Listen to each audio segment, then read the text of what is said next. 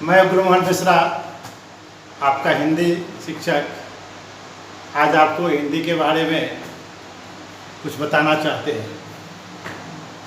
हिंदी की विकास यात्रा कहाँ से शुरू हुई, पहले इसको हम देखें। अर्थात हिंदी की गंगोत्री कहाँ से है।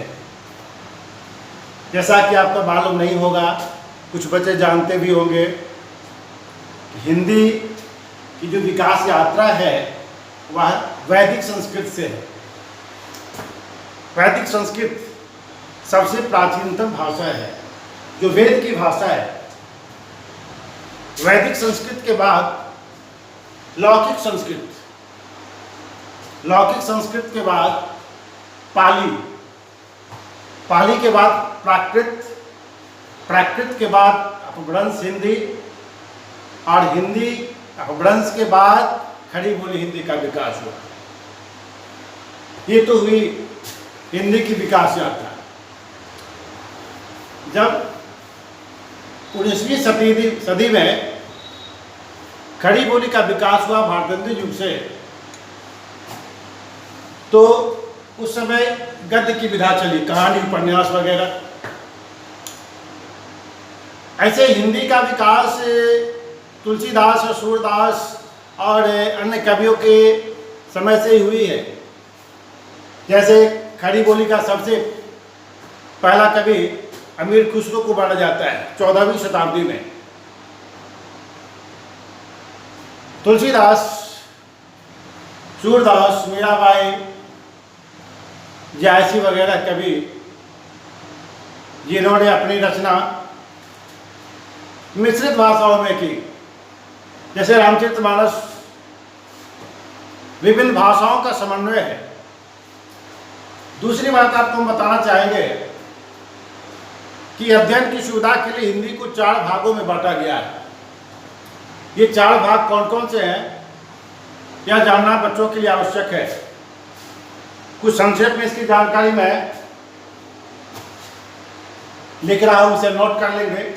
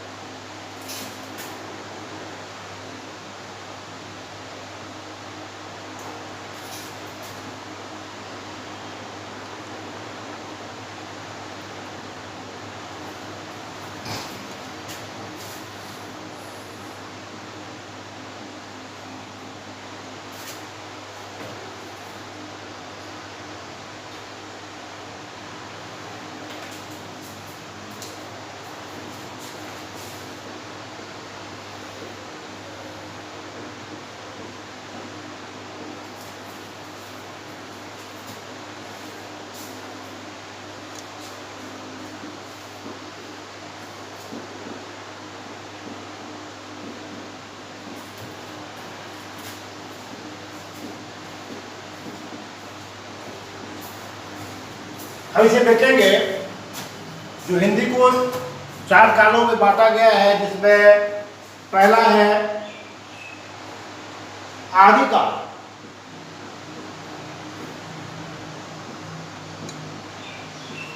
इसका दूसरा नाम है वीरगाथा काल। वीरगाथा का अर्थ होता है जिस काल में वीर कवि लोग वीरों की गौरव गाथा का बखान करते थे, इसलिए इसका नाम है वीर गाथा काल।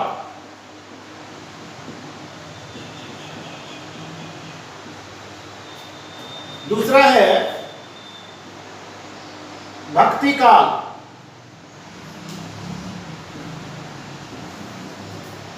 इसका दूसरा नाम है मध्यकाल। मध्यकाल। तीसरा है रीतिकाल। रीतिकाल, जिसका दूसरा नाम है श्रृंगार काल। और चौथा है आधुनिक काल।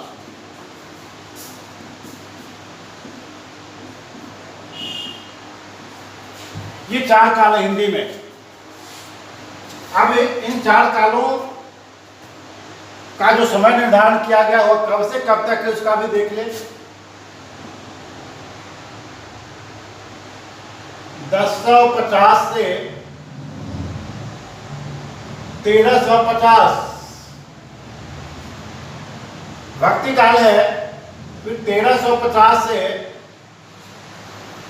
1700 तक रीति काल है, 1700 से 1900 तक, और आधुनिक काल है 1900 से अब तक।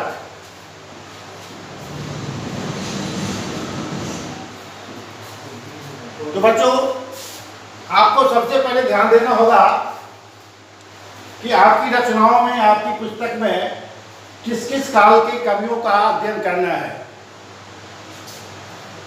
तो देखिए इसका कवियों क्या देखेंगे, इस कवियों के नाम क्या है, किस काल में कौन कौन से कवि हुए हैं, इसे जान ले।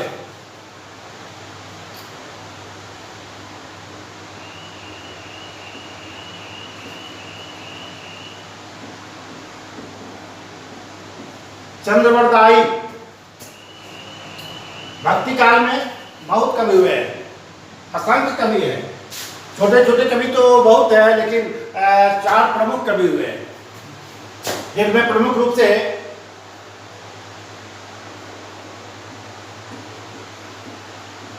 सूरदास, तुलसीदास, मीराबाई एवं जायस, ये प्रधान भक्तिकालीन कवि हैं। फिर रीति काल के अनेक कवि हैं, जिनमें प्रमुख रूप से रीति काल के कवि में बिहारी लाल को सर्वश्रेष्ठ स्थान मिलता है। बिहारी लाल,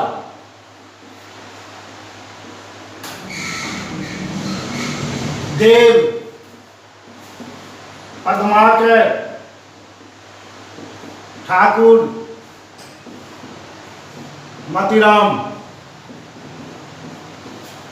फिर आधुनिक काल आता है, और ये आधुनिक काल जो 1900 से अब तक का है, इसमें प्रमुख कवियों में प्रसाद का नाम संक्षिप्त में बोलता हूँ। इनका पूरा नाम है जयशंकर प्रसाद, पंत अर्थात सुमित्रानंदन पंत, वर्मा अर्थात महादेवी वर्मा, और निराला शुद्ध काल के पाठी निराला। इसे आप पहले नोट कर लें। चंद्रवरदाई के पृथ्वीराज रासो, पृथ्वीराज रासो, ऐसे कई कवि हैं, लेकिन प्रमुख रूप से माने जाते हैं। सूरदास की रचना सूरसागर,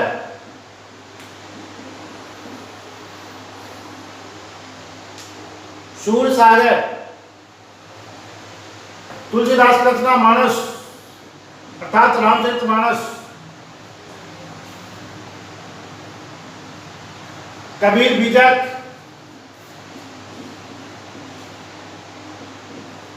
आदि। रीति काल के कवि जो प्रमुख कवि है बिहारी लाल, उनकी रचना है बिहारी सतसई।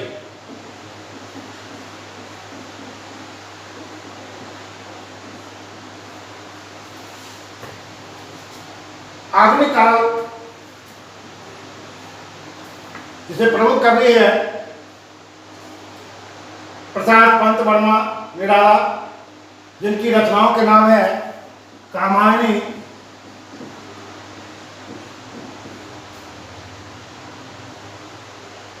निराला की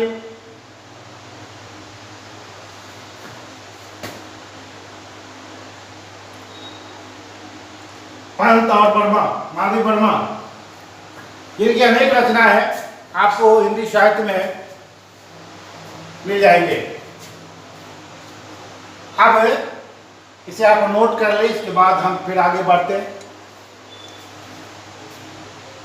बच्चे, अब पाठ्य पुस्तक की रचनाओं पर हम ध्यान देंगे।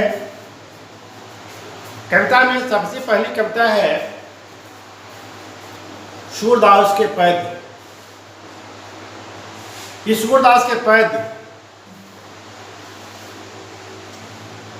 उसके बारे में कुछ जानना जरूरी है और कुछ नोट्स कर ले तो अच्छा रहेगा। ये सूरदास के पद आपके पाठ्य पुस्तक में 4 हैं। इसका संदर्भ यह है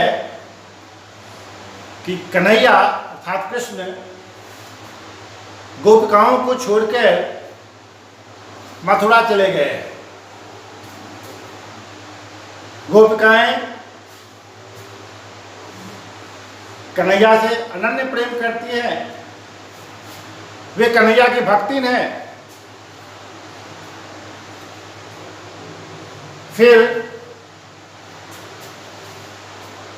कन्हैया जब मथुरा जाते हैं तो गोपिकाओं की प्रेम परीक्षा लेते हैं और इसलिए उद्धव जी को भेजते हैं। प्रसंग यही कुछ है जिसकी चर्चा हम क्रमशः करेंगे। सूरदास में 4 पद हैं, चारों के भाव लगभग एक ही है। विरह वेदना, यह पद्यांश जिसका काव्य सौंदर्य जानना बेहद आवश्यक है, इसे जान भी ले और इसे नोट भी कर ले।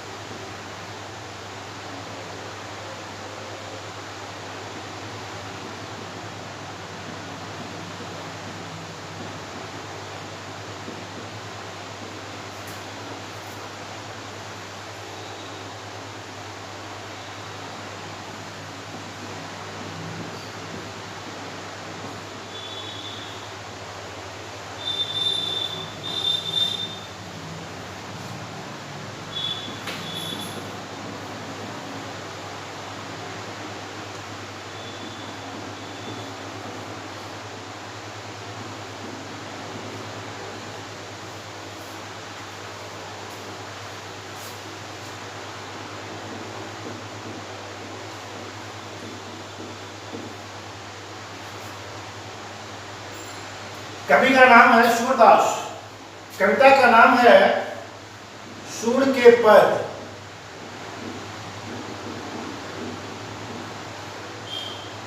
फिर भाषा है ब्रज भाषा। काल है भक्ति काल, जैसा कि हमने आपको निर्देश किया था, भक्ति काल। इसमें अलंकार है अनुप्रास,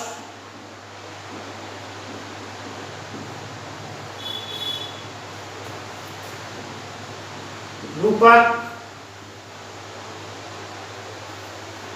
वक्रोक्ति,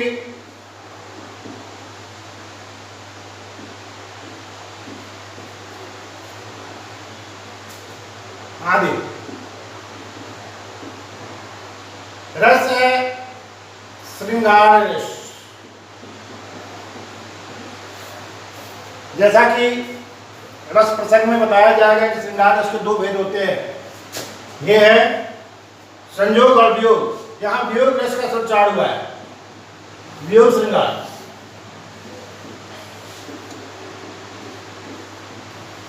छंद है पद। बच्चे, अब हम ध्यान देंगे कि पहले पद्यांश में कवि ने गोपिकाओं के बारे में क्या कहा है। गोपिकाएं कृष्ण की विरह वेदना को सहती हैं, गोपिकाओं ने सच्चा प्रेम किया है कृष्ण की लीलाओं के संदर्भ में। जब कन्हैया ब्रज में थे, जमुना के किनारे गोपिकाओं के साथ जो लीलाएं की, कृष्ण के मथुरा चले जाने पर गोपिकाओं को स्मरण आता है। कन्हैया, जिसे हम कृष्ण भी कहते हैं, अनेक नाम से जानते हैं, दरअसल कृष्ण का अवतार कंस उद्धार के लिए हुआ था, इसलिए कृष्ण को तो मथुरा जाना ही था, जिसे गोपिकाएं नहीं जानती थी। गोपिकाएं प्रेमवश कृष्ण को अपना कुछ मान चुकी थी, सब कुछ मान चुकी थी। गोपिकाओं की विरह वेदना का संदर्भ भक्ति काल के कई कवियों ने किया है। जिसमें पदावली में विद्यापति ने कन्हैया को गोपिकाओं को छोड़कर जाते हुए दिखलाया है। पदावली के जो कृष्ण है, जब वह मथुरा जाने लगते हैं तो गोपिकाओं से कहते हैं कि मैं मथुरा जा रहा हूं। गोपिकाएं इतराज करती हैं, स्नेहवश उन्हें रोकना चाहती है।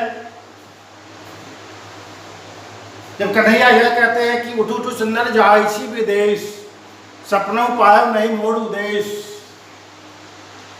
गोपिकाएं व्याकुल हो जाती हैं। सुनते ही सुंदर उठल चिहाय, राधा अकचका जाती है और वो अपनी गोपिकाओं से, अपनी सहेलियों से कहती है, एरी सखी, कन्हैया विदेश जा रहा है, उसे रोक लो। क्योंकि मैं नहीं रोक सकती, कारण कि मैं कुलवधू, मुझे लज्जा जो आती है, मैं कैसे रोकूंगी, तुम जाके रोक ले। और गोपिकाओं से कहती है, सखिए बालम जितव विदेश, हम कुल कामिनी कहे अनुचित तुम्हें दउन उपदेश, सखिए बालम जितव विदेश। गोपिकाएं जाती हैं, कन्हैया को मनाती है, पांव पड़ती है, हाथ जोड़ती है, फिर भी कन्हैया नहीं मानता। और गोपिकाओं को असफल देख राधा स्वयं आगे बढ़ती है और कहती है, माधव तो जनि जाहु विदेश, हमरो रंग बसले जयवा लयवा कौन संदेश। फिर भी कन्हैया ने जो जिद ठान ली है जाने की, मानता नहीं। अंत में कन्हैया गोपिकाओं को छोड़कर, राधा को बिलखते हुए छोड़कर मथुरा चले जाते हैं। और मथुरा जाने के बाद उनके जो सखा है उद्धव जी, बाल सखा है, सुदामा वगैरह, उद्धव वगैरह उनके बाल सखा थे। उद्धव ज्ञानी है, ज्ञान का उपदेश बांटते चलते हैं। उद्धव ने जब कृष्ण के मुख से गोपिकाओं की स्नेह गाथा को सुना तो उन्हें आश्चर्य हुआ। उन्होंने कन्हैया से कहा कि देखो कन्हैया, मैं अपने ज्ञान के बल पर गोपिकाओं को अपने वश में कर लूंगा, अर्थात ज्ञान की गठरी मैं उन्हें बांध लूंगा। कन्हैया ने इसे चुनौती के रूप में लिया और उद्धव जी से कहा कि ठीक है, जाकर परीक्षा ले लो। गोपिकाओं के प्रेम की परीक्षा लेकर मुझे बताओ कि तुम्हारा ज्ञान प्रबल है या मेरी भक्ति। कन्हैया के कहने पर उद्धव जी मथुरा से गोकुल की ओर चले। रथ भी कन्हैया का ही, वस्त्राभूषण भी कन्हैया का ही। धूल उड़ाता हुआ रथ ब्रज की ओर चला और फिर गोपिकाएं जो यमुना किनारे उदास हताश निराश बैठी थी, धूल उड़ाते हुए रथ की ओर जब उनकी दृष्टि पड़ी तो रथ की ओर दौड़ पड़ी। सब हर्षोल्लास से नाचने लगी। देखो सखी, मेरा कन्हैया आ रहा है, आ गया, मेरा कान्हा आ गया, मेरा कन्हुआ आ गया। सब दौड़ पड़ी। नजदीक जाने पर उन्हें पता लगा कि ये उद्धव जी है, उनके सखा हैं, कन्हैया नहीं है। लौटने लगी। लौटती हुई गोपिकाओं को उद्धव जी ने कहा कि ठहरो, तुम्हारे लिए मैंने ज्ञान का भंडार लाया है। उन्होंने यह भी कहा कि तुम्हारे लिए कन्हैया का संदेश भी लाया हूं, सुन लो। गोपिकाएं लौटी और फिर उद्धव जी का संदेश सुनने लगे। कुशल क्षेम के बाद उद्धव जी ने अपने ज्ञान का भंडार गोपिकाओं के सामने खोल दिया। अब हम उस प्रसंग पर आ रहे हैं जिस प्रसंग से कविता शुरू होती है। अब देखेंगे उद्धव जी ने क्या कहा गोपिकाओं से और गोपिकाओं ने क्या कहा। यही इस पद का मूल अर्थ है। आप देखेंगे कि गोपिकाएं अपनी भक्ति से कन्हैया को उद्धव को परास्त कर देती है और अपना समूह लिए हुए उद्धव जी लौट जाते हैं। पहले पद्यांश में इस बात की चर्चा है कि कैसी अपने तर्क से उद्धव जी को गोपिकाएं परास्त करती है। पहले पद्यांश में ऐसा कुछ कहा गया है। पहले पद्यांश को देखेंगे तो गोपिकाएं उद्धव जी से कहती हैं, उद्धव जी आपने तो ज्ञान का संदेश हमें दिया, लेकिन हमारी बात भी सुन लीजिए। और उद्धव और गोपिकाओं का जो संवाद है यह पहले पद्यांश में व्यक्त हुआ है। गोपिकाएं कहती है उद्धव से, उद्धव तुम हो अति बड़भागी। बड़भागी शब्द का अर्थ होता है भाग्यवान। और बड़भागी शब्द का प्रयोग प्रायः भगवान के चरणों में जिनकी अनुरक्ति होती है वे भक्ति बड़भागी कहलाते हैं। तुलसीदास ने बड़भागी शब्द का प्रयोग अपने रामचरितमानस में कई जगह किया है। जैसे बड़भागी अंगद हनुमाना चरण कमल चापत विधि नाना। यहां बड़भागी में जाएंगे गोपिकाओं ने उद्धव से कहा कि आप बड़े भाग्यशाली हो। क्यों भाग्यशाली हो? यहां व्यंग्यात्मक शैली का प्रयोग किया है। यहां व्यंग्य है, पहला व्यंग्य है कि आप कैसे बड़भागी हैं। इसमें एक प्रश्न आता है कि बड़भागी शब्द उद्धव के लिए जो प्रयुक्त हुआ है उसमें क्या व्यंग्य है। पहला क्वेश्चन है, बड़भागी शब्द क्यों कहा है? तो बड़भागी कहने का मतलब बड़े भाग्यशाली हो। भाग्यशाली नंबर 1 एक क्या क्या आप भाग्यशाली इसलिए हो क्योंकि आपने प्रेम नहीं किया, कन्हैया से प्रेम नहीं किया, कन्हैया के पास रहते हुए भी उससे बिल्कुल निर्लिप्त रहे, क्योंकि प्रेम किए रहते हमारी तरह तब तो तुम्हें प्रेम का दंश झेलना पड़ता। इसलिए तुम इस प्रेम पीड़ा से, विरह पीड़ा से बिल्कुल मुक्त हो, इसलिए भाग्यशाली हो। क्योंकि प्रेम करने वाला ही प्रेम के दूसरे पक्ष, वियोग पक्ष का अनुभव करता है। आपने तो ऐसा किया नहीं। कन्हैया जो साक्षात प्रेम की प्रतिमूर्ति है, उसके साथ रहते हुए भी तुमने प्रेम नहीं सीखा। अच्छा हुआ तुमने प्रेम नहीं किया, क्योंकि अगर तुम हमारी तरह प्रेम करते तो हमारी तरह विरह पीड़ा में दिन रात तड़पते रहते। इसलिए आप बड़े भाग्यशाली हो। दूसरा शब्द बड़भागी का प्रयोग किया गया है। अब बड़भागी इसलिए है कि इसमें 3 दृष्टांत दिया गया है। दूसरे बड़भागी शब्द ने कहा कि आप बड़भागी की जगह हतभागी है, अभागे हो।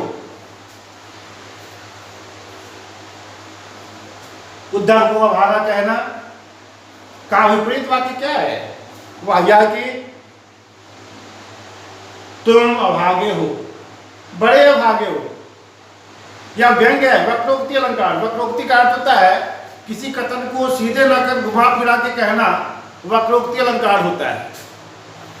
जैसे एक जगह देख,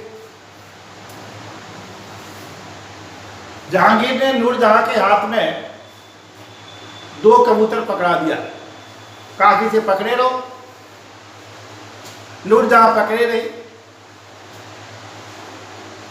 कबूतर फड़फड़ाया और एक हाथ से उसका कबूतर छूट गया। उधर से जहांगीर जब आता है, पूछता है अरे ये कबूतर कहाँ है? यहां तक कि वक्रोक्ति का कैसे प्रयोग किया गया है। वक्र उक्ति, टेढ़ी उक्ति, जो सामान्य उक्ति नहीं होती है। ये कबूतर को देखकर जहांगीर ने पूछा, एक कबूतर देख हाथ में पूछा कहाँ अपड़ है? उसने कहा अपड़ कैसा? वह उड़ तो गया सपड़ है। अपड़ का अर्थ होता है दूसरा, और दूसरा अर्थ होता है अपड़ का अर्थ जिसके पास पर नहीं हो, पंख नहीं हो।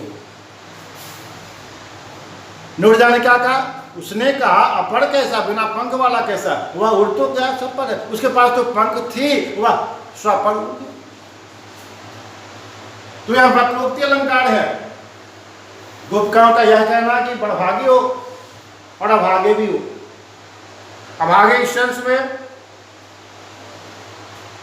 कि कन्हैया जो प्रेम का समंदर है, जो प्रेम की दरिया बहाता है, उसके पास रहकर भी उस दरिया में, प्रेम की दरिया में तुमने स्नान नहीं किया, इसलिए तुम हतभागी हो, अभागे हो। इसके लिए 2 दृष्टांत लिया है। यह कैसे? हे उद्धव जी, यह कैसे? वह ऐसे कि कमल का पत्ता जल में रहते हुए उससे निर्लिप्त रहता है, अर्थात कमल के पत्ते पर जल का कोई दाग नहीं रहता है, यद्यपि वह जल के अंदर रहता है। क्योंकि कमल का एक पर्यायवाची शब्द है जलज, जलज, जो जलेन जाते थे जलज, जो जल से उत्पन्न होता है, उत्पन्न तो होता है उससे, लेकिन उसका कोई भी दाग, कोई भी विकार उस पर व्याप्त नहीं होता। गोपिकाओं का यह व्यंग्य करना कि जैसे कमल का पत्ता जल में रहते हुए भी उससे निर्लिप्त रहता है, ठीक उसी प्रकार तुम कृष्ण के पास होते हुए भी उसकी प्रेम का रसास्वादन तुमने नहीं किया, इसलिए हतभागी हो, अभागे हो। दूसरा दृष्टांत देती हैं गोपिकाएं कि जैसे तेल की गगरी मिट्टी की गगरी में या किसी भी गगरी में अगर तेल लगा दे या तेल में डुबो दे और फिर जल में डूबे तो जल का कोई प्रभाव उस पर नहीं पड़ता है।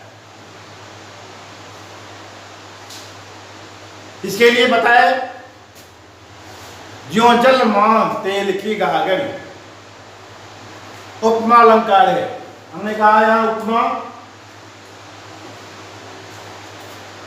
कई अलंकार है, अनुप्रास भी है, उपमा है, वक्रोक्ति है, रूपक है। यह अलंकारों की वर्षा हुई इस पद्यांश में। ज्यों जल मां तेल की गागरी, जैसे तेल की गगरी पर जल का प्रभाव नहीं पड़ता, ठीक उसी प्रकार तुम पर श्री कृष्ण का प्रभाव बिल्कुल नहीं पड़ा है।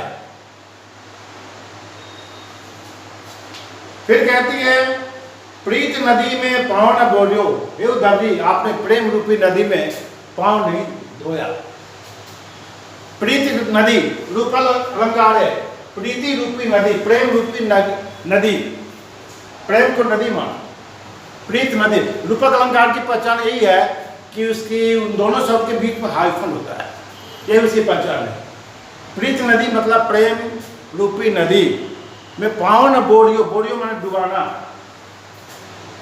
तुमने प्रेम रूपी नदी में पांव नहीं धोया।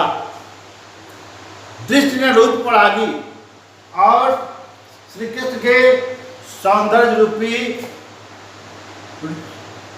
जल का पान नहीं किया।